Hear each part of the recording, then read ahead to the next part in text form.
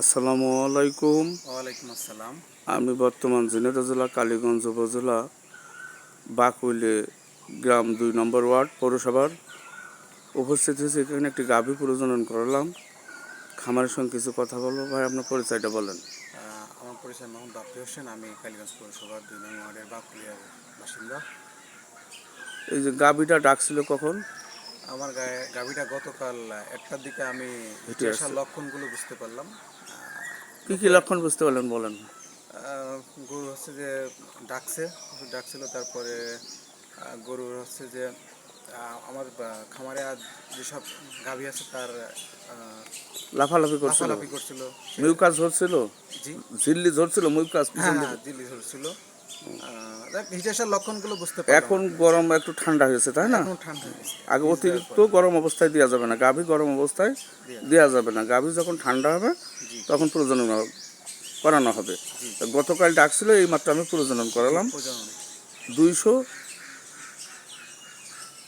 194 ব্যারাকের cement দিয়ে জি প্রজনন করালাম। জি। তো এত কোম্পানি থুয়ে আপনি ব্যারাকের পরে এত আস্থা কেন বলেন দিন একটু।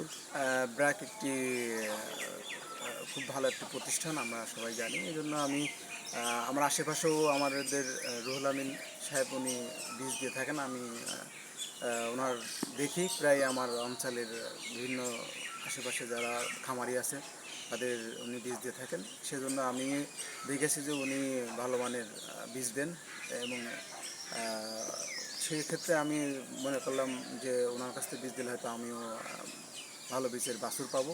সেই আশায় আমিও দিলাম। ইনশাল্লাহ আশা করি ভালো হবে। মানুষ বাছুর আসবে ইনশাল্লাহ। জি ইনশাল্লাহ। ডাক্তার সাহেব কি আছে আপনাদের ডাকলে খুঁজলে আসে? হ্যাঁ অবশ্যই, রুহুল আমিন সাহেব আমরা যখনই ডাকি আমরা ওনাকে পাওয়া যায়। উনি সবসময় অ্যাভেলেবেল থাকে আমাদের জন্য। আচ্ছা, দেখেন, যে গাভীটা প্রজনন করলাম, খামারে একটি কাট করে দিলাম, কোন তারিখ কোন জাত কবে বাছুর হবে 10 দিন প্লাস মাইনাস হতে পারে। 9 মাস 10 দিনে বাছুর হয়, 280 দিন প্লাস মাইনাস 10 দিন। আশা করা যায় একটু সুন্দর একটা গাভী খামারের। এই গাভীটার কয় লিটার দুধ হয় ভাই? আমার গাভীর 2.5 লিটার দুধ হয়। 2.5 লিটার দুধ হয়। এবং বাচ্চা হয়েছে কয়টা? বাচ্চা এর আগে একটা হয়েছে এবং দ্বিতীয় বার হবে। তাহলে আমি যে গাভী প্রজনন করলাম তো আপনি সন্তুষ্ট তো? জি আলহামদুলিল্লাহ সন্তুষ্ট। প্রিয় ভিউয়ার্স, আপনার গাভীটি দেখতে পেলেন। গাভীটি খুবই সুন্দর। ভিডিওটি ভালো লাগলে লাইক কমেন্ট ও শেয়ার করে পাশে থাকবেন। সবাইকে অসংখ্য ধন্যবাদ। আল্লাহ হাফেজ।